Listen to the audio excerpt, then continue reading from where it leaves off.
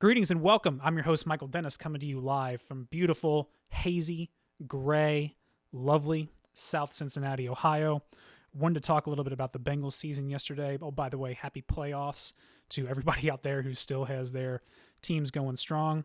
That's except for Bills fans and Browns fans. Screw all you guys. But, what a season. What a forgetful season here in Cincinnati. Just want to chat a little bit about where we stand today.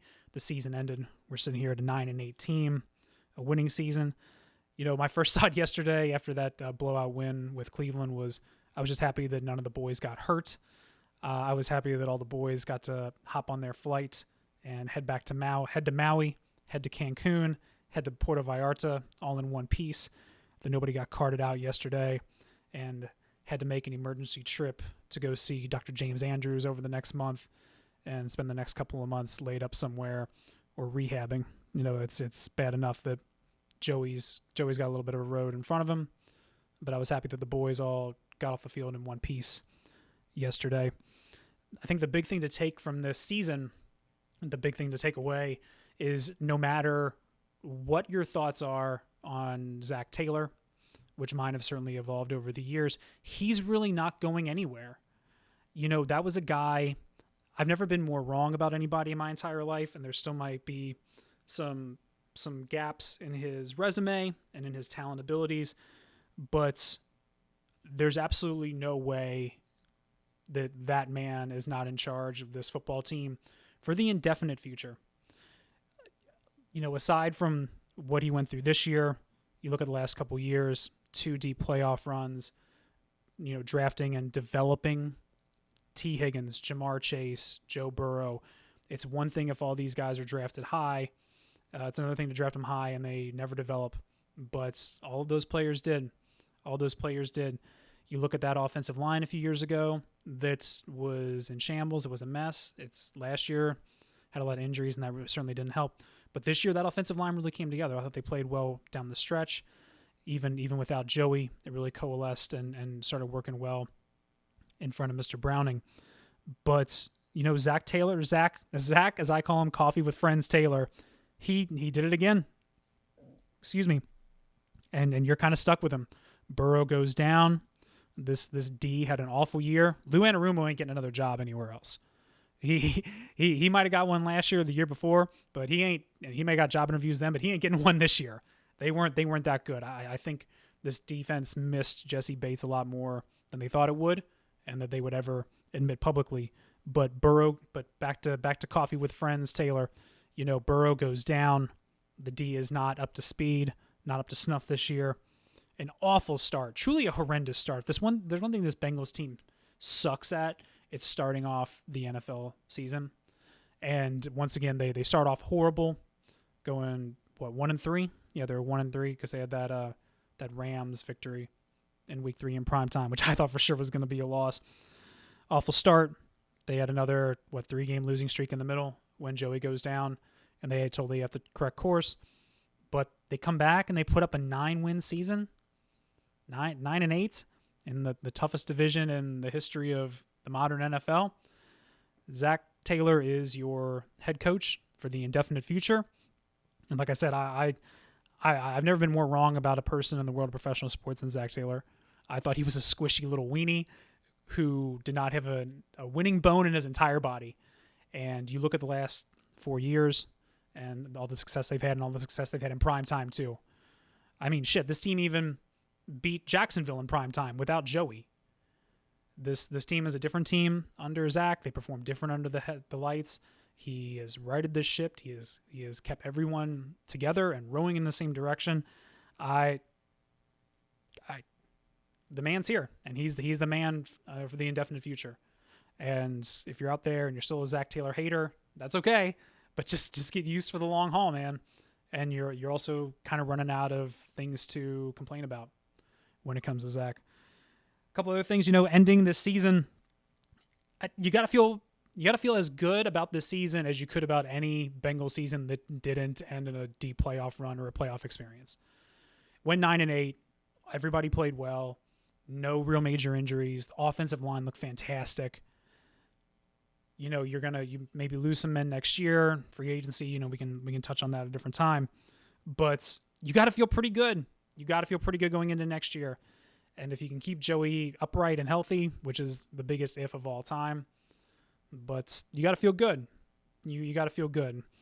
I saw this morning that we're locked into the 18th selection in the NFL draft, right in the middle. There's a part of me that wishes they never won a single game after Joey went down, just because you could have gotten the best draft pick imaginable and got like the 8th or 9th pick. But darn coffee with friends, Taylor, he pulled it together and succeeded above and beyond. But you can take that 18th pick, you can go fill a need. Who knows what the needs are going to be after free agency. But that's a pretty solid pick, and you got to feel pretty good about it. The other thing you got to feel good about going into next year is a 4th place schedule.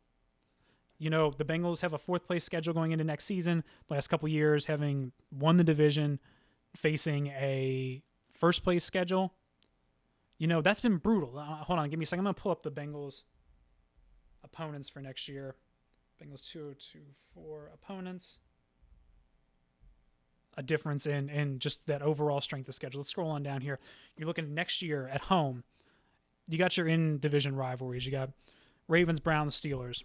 But then coming into Cincy, you got Broncos. Who knows about them? Raiders, they stink. Patriots, they stink. Eagles, that they seem to be imploding on a day-by-day basis. And the Commanders. There's 5 out of your 8 right there that you got to feel real good about. You got to feel real good about 5 of those 8. And then on the road, of course, Ravens, Browns, Steelers. Then you got Chiefs, always play them tight. Chargers, they're a perpetual mess. Nothing about them scares me. The Cowboys on the road, they play well at home. But, we see how the Cowboys play really good teams. And then Giants, Titans, Panthers. All of those teams are hot garbage. All of those teams are awful. That is really great. You are set up next year. Granted, not everything's going to be set in stone. It's not always going to be the same. Teams are going to improve or disimprove for lack of a better word. But you got to feel good about that. You got to feel good that you don't have the gauntlet that you did this year. That team faced a gauntlet, and everybody knew it going into the season. I off the top of my head, I couldn't begin to tell you what that strength of schedule was. But man,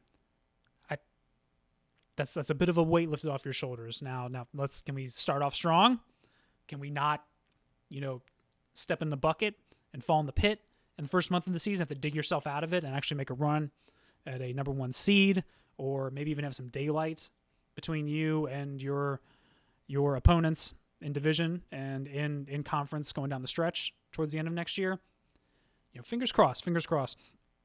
This morning, there was also a press conference with Joe Burrow where he mentioned that he should be almost ready to go for OTAs in April. I think we all knew that this wasn't going to be an injury that kept him on the shelf for 9+ months. And like I said, I'm just glad I'm glad all the boys get to go relax, and nobody had to go see Dr. James Andrews this year and spend and thanks to that week 18 have to spend 6 months in rehab or just messed up or banged up or feeling bad. But as a person who didn't grow up as a Bengals fan because of how awful they were, and who kept them at arm's distance, and who severely pushed I severely pushed myself away from the Bengals table after that 2015 playoff loss to the Steelers. Joey brought me back into the fold. Here I stand today. You got to feel pretty good about next year. This team's on the right track. You got your major players coming back. I think Chase gets a deal done. That's clearly on the books. I think they franchise tag T. I think that's really what happens. I think T gets the franchise. He gets that slapped on him. And they come back for 1 more year. Now, who knows about Jonah Williams at right tackle? If you can make a deal for him, he played great. He's not a left tackle, but he's a great right tackle. This O-line played great. So what are we going to devote that number 1, those top 2 picks to? That defense was struggling, but you always got to keep replenishing and refilling everything on offense, and keep that thing moving. Maybe spend a 3rd round draft pick or so on a running back, replace Joe, and go heavier with I forget the gentleman who was our second string running back this year who did such a good job. But it's end of 2023 season. If you're a Bengals fan, you got to feel pretty good about it. I feel pretty good about it. It's going to be the end of this episode. My name is Michael Dennis. Hit the like, hit the subscribe button.